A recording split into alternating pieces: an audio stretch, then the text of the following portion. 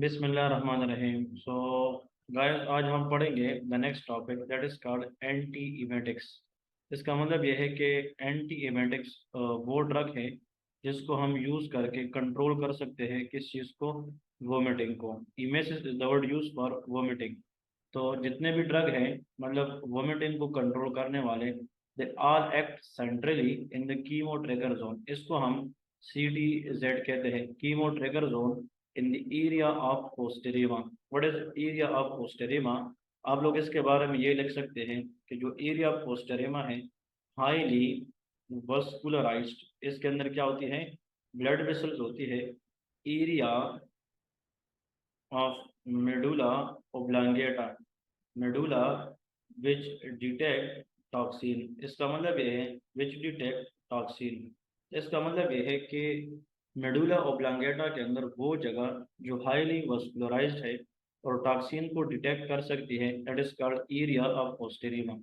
इसके अंदर जनाब ये कीमो ट्रिगर जोन होता है जिसको वोमिटिंग सेंटर कहते हैं। then those drug which decrease vomiting, they all will act on chemo trigger zone in area of posterior। इसमें जो ड्रग्स आते हैं लाइक ओंडेंसेट्रोन एंड गेरिसेट्रोन, जो ग्रेनिसेट्रोन एंड ओंडेंसेट्रोन है, they act on 5 hydroxy tryptamine receptor antagonist. ये जो 5HT है, that is also known as serotonin. इसका नाम क्या है? सेरोटोनिन। एग्जाम के अंदर आता है कि ondansetron is anti emetic which mainly act on which receptor. तो उसमें होता है 5HT1, 5HT2। Answer is this is 5HT3। ये इसलिए मैं सर्कल करता हूँ। So very very important point they ask. So 5HT receptor antagonist, it's mean कि ये एंटागोनिस्ट है, ये ब्लॉक करता है, जिसकी वजह से वोमिटिंग की टेंडेंसी कम हो सकती है।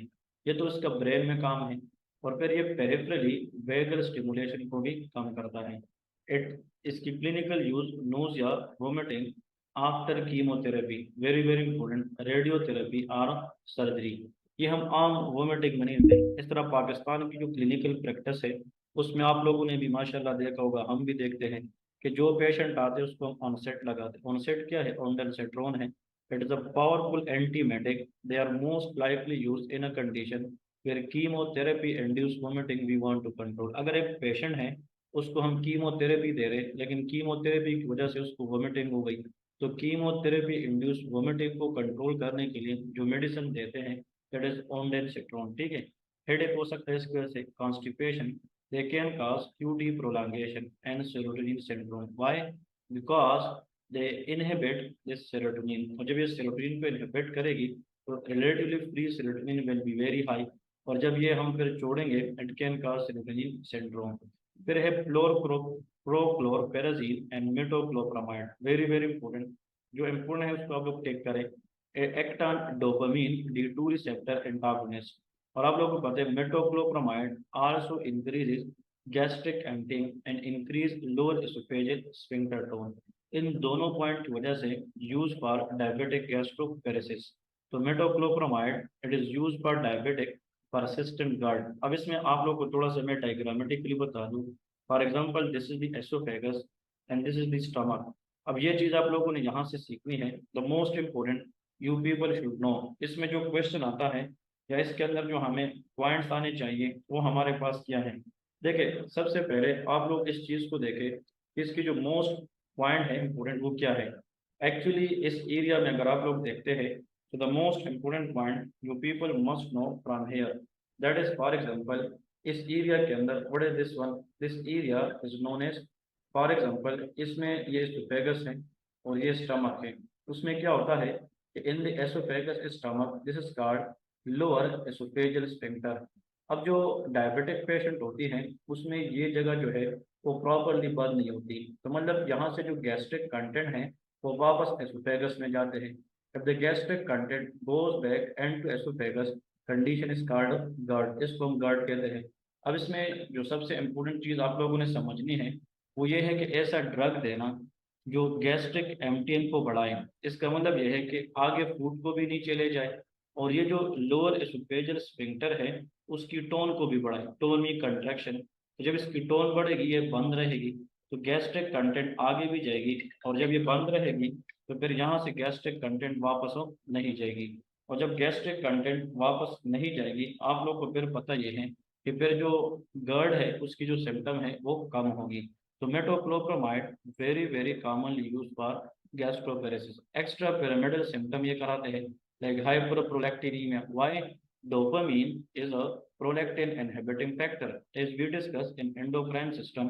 तो भूलना नहीं है कि जो डोपामीन है ये प्रोलैक्टिन इनहिबिटिंग फैक्टर है। तो इस ड्रग से तो हम डोपामीन को ब्लॉक करेंगे, तो फिर अगर डोपामीन खुद ब्लॉक हो जाए तो indirectly prolactin will be high, which is called hyperprolactinemia, anxiety, drowsiness, restlessness, depression and GI distress.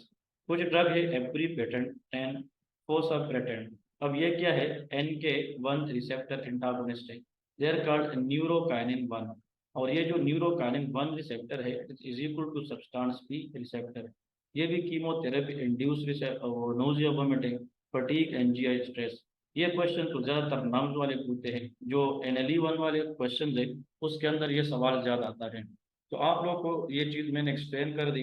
अब इसके पीछे जो आप लोग को कुछ चीज आनी चाहिए वो मैं यहाँ से फिर बताता चलूँ कि जो सबसे इम्पोर्टेंट चीज है जो आप लोगों ने यहाँ से समझनी है। Number 1, those drugs which decrease the risk of vomiting, they are called anti-emetics। इसमें 5-HT रिसेप्टर एंटागोनिस्ट ondansetron है। Drug of choice for chemotherapy induced vomiting prochlorperazine है। Metoclopramide use for diabetic gastroparesis. And the most important, the drug which is asked multiple type in NUMS for NRE1, that the drug which decrease vomiting by acting on aprepitant and fosapretant, that is called NK1 receptor antagonist। तो इस तरह के question आप लोगों को वहां पे आने चाहिए and they matter a lot in passing your exam. ठीक है जी। इसके बाद अभी हम जाते हैं नेक्स्ट की तरफ। नेक्स्ट इसमें जो हम डिस्कस करेंगे that is called early state. ये अर्ली स्टेट क्या है? It inhibit gastric and pancreatic lipase and that decrease the breakdown and absorption of dietary fats. होता यह है कि जब हम फूड खाते हैं तो हमारी फूड के अंदर जो फैट्स है उसको डाइजेस्ट करने के लिए पेंक्रियाटिक लाइपेज होना जरूरी है। लेकिन ये जो अर्ली स्टेट है ये मतलब ये है कि अर्ली स्टेट ये क्या करते हैं? ये पेंक्रियाटिक और लाइपेज को इनहिबिट करते हैं ताकि जो डाइटरी फैट्स है वो डाइजेस्ट ना हो जाए। जब ये ब्रेक नहीं होगा तो एब्जॉर्ब नहीं होगा, तो फिर ये क्या होगा? ये फिर अनडाइजेस्टेड फॉर्म में बाहर निकलेगी। इससे जो वेट है वो लॉस हो सकती है। ठीक है जी। सो इफ समवन आस्क, जो फैट्स पहले से बनी है बॉडी के अंदर ये उसको कम नहीं कर सकता। The fats which is already present in the body is not decreased by early state, it decrease the dietary fat absorption by inhibiting pancreatic lipase, therefore taken with food fat containing meal। तो वो मील जो हम उसमें fat ज़्यादा खाते हैं, अगर आपके पास ये रिस्क हो कि यार अब ये एब्जॉर्ब होगी तो बस ऐसा ना हो कि मेरा वेट बढ़ जाए, तो उसके साथ हम पोरली स्टेट लेते हैं। फिर इसके एडवर्स इफेक्ट एब्डोमिनल पेन है, फ्लैटुलेंस है, बाउल अर्जेंसी है, फ्रीक्वेंट बाउल मूवमेंट, स्टेटूरिया है, क्योंकि जो फैट्स है दिस नॉट डाइजेस्टिव, और जब फैट अनडाइजेस्टेड फॉर्म में आएगी स्टेटूरिया होगी, जिससे जो फैट सॉल्युबल विटामिन है उसकी जो अब्जॉर्प्शन है वो भी काफी हद तक क्या हो जाती है? वो कम हो जाती है। ठीक है जी। So this word all about the early state. The early state के बारे में कुछ पॉइंट्स थे जो आप लोगों को आने चाहिए। ठीक है। ये फिर नेक्स्ट ड्रग है वो इंशाल्लाह हम नेक्स्ट आने वाले सेशन